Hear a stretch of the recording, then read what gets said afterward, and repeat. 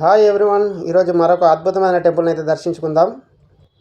మహబూబ్నగర్ జిల్లాలోని అతి పురాతనమైన దేవస్థానంగా పేరుగాంచిన కురుమూర్తి వెంకటేశ్వర స్వామి దేవాలయాన్ని అయితే దర్శించుకుందాం. తిరుమల వెంకటేశ్వర దేవాలయానికి కురుమూర్తి దేవాలయానికి చాలా పోలికలు అయితే ఉన్నాయి.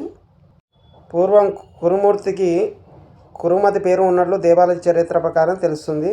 కాంచన గుహ పేరుగొందిన కురుమూర్తి కొండలలో ఉన్న శ్రీ వెంకటేశ్వర స్వామి వైకుంఠ ఏకాదశి రోజున భక్తులు చాలామంది దర్శించుకుంటారు. అమ్మాపూర్ గ్రామ సమీపంలో 7 కొండల మధ్య స్వయంభూ శ్రీ లక్ష్మీ సమేతంగా వెలిసిన స్వామి పేద తిరుపతిగా మొక్కులు అందుకుంటున్నారు. కురుమూర్తి వెంకటేశ్వర స్వామి దేవస్థానం 1268 ప్రాంతంలో ముక్కెర వంశ మూల పురుషుడు గోపాలరాయుడు నిర్మించాడు. 1350లో చందారెడ్డి అభివృద్ధి పరచగా సోమ భూపాలరావు కొండపైకి మెట్లు నిర్మించి ఏక జాతర నిర్మించే సాంప్రదాయంలోకి తెచ్చాడు. 1870లో ఉద్దల మండపం ఏర్పాటు చేశారు. కురుమూర్తి బ్రహ్మోత్సవాల ఉద్దల పాదుకల ఊరేగింపు ప్రధాన ఘట్టం. ఈ వేడుక మండప పరిధిలోని వడ్డేమాన్ నుంచి ప్రారంభమవుతుంది. ఈ పాదుకలను ఈ మండపంలో ఉంచుతారు. వీపుపై పాదుకలతో కొట్టించుకుంటే పాపాలు పోతాయని భక్తుల నమ్మకం. 1999లో కొత్తగా మండపం ఏర్పాటు చేశారు. ఇక్కడ ప్రతి ఏటా బ్రహ్మోత్సవాలు నిర్వహిస్తారు. బ్రహ్మోత్సవాలు స్వామి వారిని హంసవాహనపై ఊరేగిస్తారు.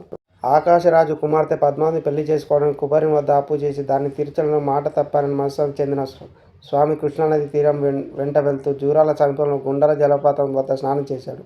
అక్కడి నుంచి ఉత్తర దిశగా వెళ్తున్న సమయంలో లక్ష్మీదేవి కోరిక గుర్తుకు రావడంతో అక్కడ కురుమూర్తి గిరులపై విశ్రమించి అక్కడి నుంచి తిరిగి వెళ్ళేటప్పుడు తమ ప్రతిరూపాలు మాత్రం అక్కడే వదిలి వెళ్లారని స్థల పురాణం చెబుతుంది. కుబేరుని అప్పుల బాధ నుంచి తప్పించుకోవడానికి తిరుపతి నుంచి ఉత్తరముఖంగా ఇక్కడ వస్తున్న సమయంలో సుగంధ భరిత నానాపాల పక్షాలతో కట్టుబడిన గుట్టపై కాసేపు విశ్రమిద్దామని లక్ష్మీ కోరిక మేరకు ఇక్కడ స్వామి ఆగినట్టుగా పురాణ గాథ తెలుసు. ఈ ఆలయం మహబూబ్ నుంచి 50 కిలోమీటర్ల దూరంలో ఉంటుంది. మహబూబ్ నుంచి దేవరకద్ర కౌకుంట్ల మీదుగా కురుమూర్తికి చేరుకోవచ్చు. కురుమూర్తి రైల్వే స్టేషన్ నుంచి 7 కిలోమీటర్ల డిస్టెన్స్లో ఉంటుంది. కొత్తకోట నుంచి కొత్తపల్లి దుప్పాలి మీదుగా 18 కిలోమీటర్ల దూరంలో అయితే మనకు ఈ ఆలయం అయితే చేరుకోవచ్చు.